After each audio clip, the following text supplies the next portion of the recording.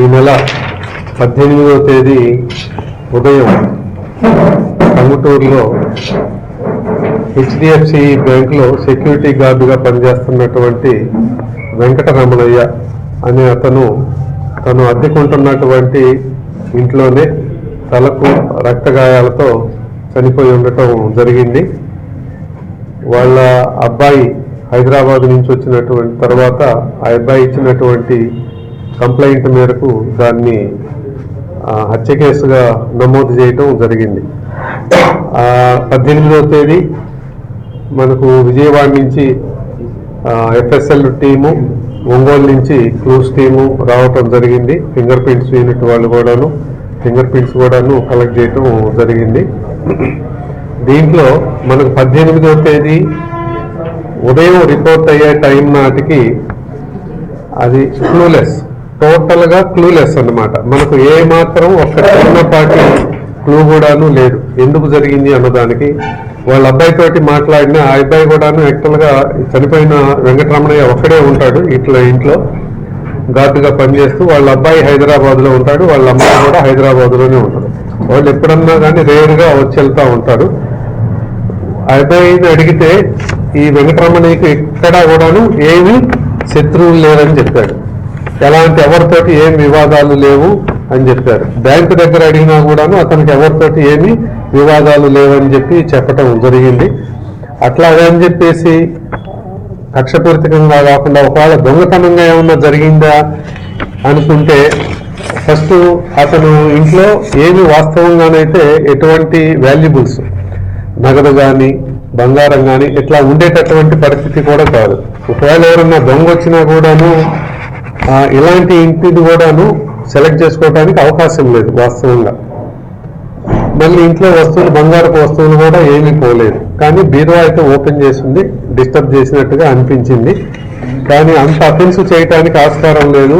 ఏదన్నా పెద్ద ఇల్లు అయ్యి ఎక్కువ ఉండి ఒకళ్ళిద్దరు పర్సన్స్ ఉండి రివోల్ట్ అయితే కొట్టి చంపేసి ఉండొచ్చు అనుకోవటానికి కూడాను అట్లాంటి పరిస్థితుల్లో ఆస్కారం ఉంది. కానీ ఈ విషయంలో లేదు.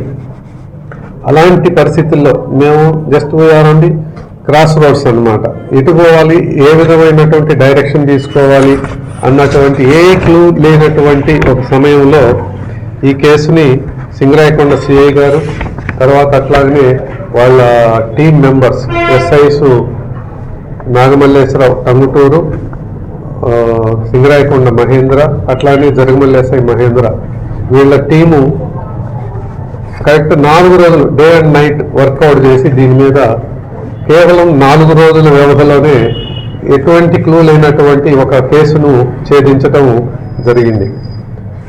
దర్యాప్తులో తెలిసినటువంటి అంశాలు ఏమిటనంటే ఇతనికి స్నేహితుడైనటువంటి వ్యక్తే, అతనితో పాటు గతంలో మున్నంగి సీ ఫుడ్స్ ఇంకా వేరే చోట కూడా కలిసి పని చేసినటువంటి వ్యక్తే ఇతను హత్య చేయటం జరిగింది. అది కూడాను మనకు 18వ తేదీ కాక తెలియలేదు. వాస్తవంగా 16వ తేదీ రాత్రే మిడ్ నైటే ఈ హత్య చేయటం జరిగింది. 17వ తేదీ అతను పనికి వెళ్ళలేదు, వాళ్ళ అబ్బాయి ఫోన్ చేసినా రెస్పాండ్ కాలేదు. ఆ 17వ తేదీ వాళ్ళ ఫ్రెండ్స్ ఫోన్ చేసి ఈ చనిపోయినట్టు రమణయ్య వాళ్ళ అబ్బాయి ఫోన్ చేసి చెప్తే ఫ్రెండ్స్ వచ్చి చూసే అంతవరకు కూడాను బాహ్య ప్రపంచానికి అతను హత్య జరిగినటువంటి విషయం తెలియలేదు. 16వ తేదీ ఇతను చేయటానికి కారణం ఏంటంటే చేసినటువంటి వ్యక్తి తాత ఏడుకొండలు. అతను వచ్చేసి యాక్చువల్గా చాకిచెర్ల గ్రామం. ఇంతకుముందు ఇతనితో పాటు మున్నంగి సీ ఫుడ్స్లో కూడా కలిసి పనిచేశాడు. ప్రజెంట్ విజయవాడలో ర్యాపిడోకి వెళ్తా ఉన్నాడు. ఈ చనిపోయినటువంటి రమణయ్య అతనికి కొంత అమౌంట్ డ్యూ ఉంది, అది ఇవ్వలేకపోయాడు. అది ఒక కారణం. తర్వాత హత్య చేసినటువంటి ఏడుకొండలు కూడాను చాలా హార్డ్షిప్ ఫేస్ చేస్తూ ఉన్నాడు. అంటే టోటల్గా ఆల్మోస్ట్ బ్యాంక్రప్ట్ అయ్యాడు. సర్వైవల్ కూడాను కష్టమైనటువంటి పరిస్థితి. చిన్నపాటి అమౌంట్ దొరికినా కూడాను చాలే అనుకున్నటువంటి సందర్భంలో వీటన్నిటినీ కొన్నాళ్ళ పాటు అయినా తనకు సర్వైవల్ కావాలి అని చెప్పేసి ఇతనితోటి స్నేహంగా ఉంటూనే కేవలం అతను చేతికి ఉన్నటువంటి ఒక్క ఉంగరం కోసం ఇతన్ను హత్య చేయటం జరిగింది. 15వ తేదీ ప్రయత్నం చేశాడు. 15వ తేదీ ఇతను చనిపోయిన మృతుడు రమణయ్యతో పాటు వచ్చి అతని రూమ్లోనే పండుకున్నాడు. ఆ రోజు రాత్రి ప్రయత్నం చేశాడు, కొంత ధైర్యం చాలక ఆ రోజు ఆగిపోయాడు.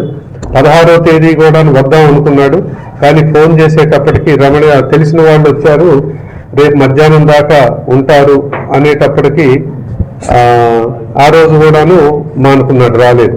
15